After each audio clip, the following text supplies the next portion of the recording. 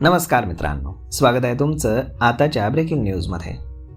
मित्रांनो, पंतप्रधान नरेंद्र मोदी यांनी 2014च्या निवडणुकीपूर्वी ना खाऊंगा ना खाने दूंगा अशी लोकप्रिय घोषणा दिली होती. त्यानंतर 2024मध्ये त्यांनी पंतप्रधान पदाची तिसऱ्यांदा जबाबदारी हाती घेतली. मागच्या 11 वर्षामध्ये भ्रष्टाचाराची स्थिती नक्की कशी आहे, त्यात किती सुधारणा झाली आहे, असे अनेक प्रश्न सर्वसामान्यांना पडलेले आहेत.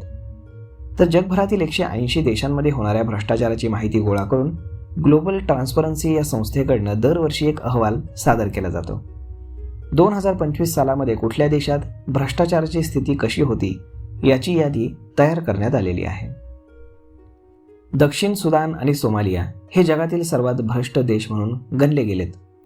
तर 180 देशांमध्ये सरकारमध्ये किती पारदर्शकता आहे, संस्थांची प्रामाणिकता कशी आहे याचा अहवाल तयार करण्यात आलेला आहे. त्यावरनं काही निष्कर्ष काढण्यात आलेत. ग्लोबल ट्रान्सपरन्सी या कंपनीकडनं 180 देशांचा करप्शन परसेप्शन इंडेक्स तयार करण्यात येतो. यामध्ये 0 गुण म्हणजे सर्वाधिक भ्रष्ट आणि 100 गुण म्हणजे सर्वाधिक पारदर्शक किंवा स्वच्छ असा शेरा दिला जातो. जगातील 122 देशांचे गुण हे 50च्या खाली आहेत.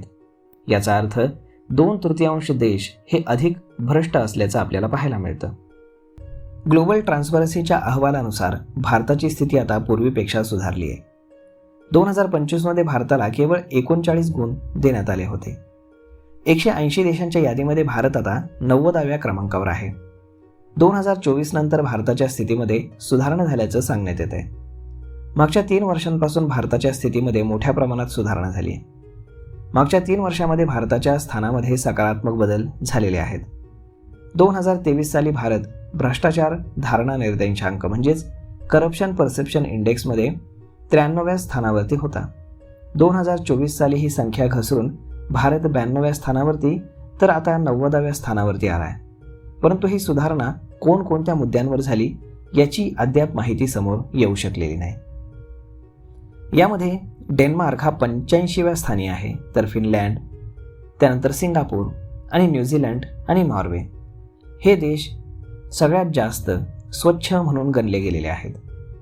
तर या जगातील म्हणजेच 180 देशांमधील टॉप 5 भ्रष्ट देश जे आहेत यामध्ये दक्षिण Sudan, Somalia, Venezuela, Yemen, Libya आणि भारत हे देश आहेत.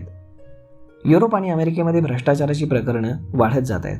अशावेळी भारताचं स्थान सुधारत आहे. भारतामध्ये चिरीमिरी देऊन सर्व काही कामं होतात असा एक समज आहे. शिपाई स्तरापासून ते उच्च अधिकाऱ्यापर्यंत सर्वच लोक भ्रष्टाचारामध्ये गुंतल्याची अनेक प्रकरणं आजवर समोर आली आहेत. मात्र काळानुरूप भ्रष्टाचाराचं स्वरूप मात्र आता हळूहळू बदलत आहे.